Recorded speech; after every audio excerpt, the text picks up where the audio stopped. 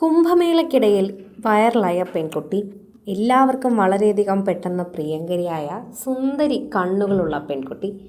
പിന്നീട് ഈ കുട്ടി വൈറലാവുകയും ഒരുപാട് ഉദ്ഘാടനങ്ങൾക്ക് എത്തുകയും ചെയ്തു. അതിലൂടെ തന്നെ നിരവധി പേരും ഈ കുട്ടിയെ ഏറ്റെടുക്കുകയും ചെയ്തു.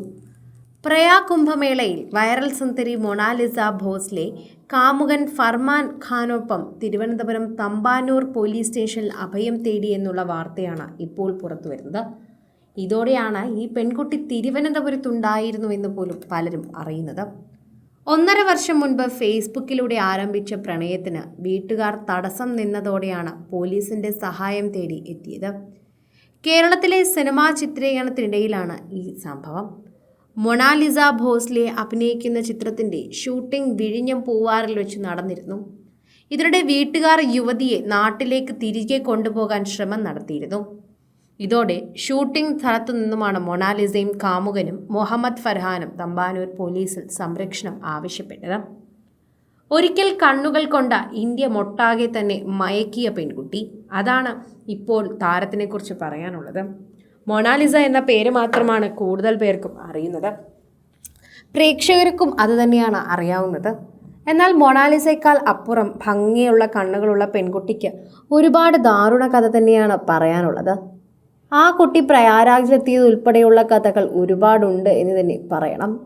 അവിടെ നിന്ന് തന്നെ സ്നേഹിക്കാൻ ഒരുപാട് പേർ എത്തിയിരുന്നു.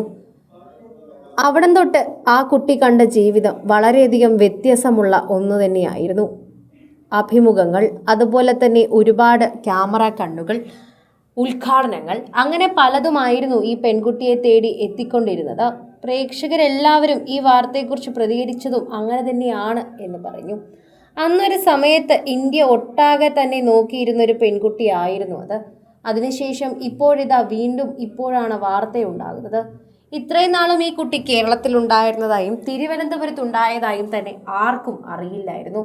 ഇപ്പോഴാണ് ഈ പെൺകുട്ടി ശരിക്കും തിരുവനന്തപുരത്തുണ്ടായിരുന്നു എന്ന് പലരും തന്നെ അറിയുന്നത് എന്ന് പറയാം. ആരാധകർ വളരെയധികം സ്നേഹത്തോടെ തന്നെയാണ് ഈ വാർത്തയെക്കുറിച്ച് കാണുകയും ചെയ്യുന്നത്. പ്രേക്ഷക പ്രീതിയോടെ തന്നെയായിരുന്നു വളരെ മുൻപേ തന്നെ ഈ പെൺകുട്ടി എല്ലാവരുടെയും സ്നേഹം പിടിച്ചു പറ്റിയത്. ഇപ്പോൾ വീണ്ടും ഈ കുട്ടിയെ കാണാനായി തിരുവനന്തപുരത്ത് ഈ വാർത്ത അറിഞ്ഞെത്തിയവരും ഒരുപാട് പേരുണ്ടായിരുന്നു. ഈ കുട്ടി സിനിമയിൽ അഭിനയിക്കുകയായിരുന്നു എന്ന് പോലും പലർക്കും അറിയില്ലായിരുന്നു.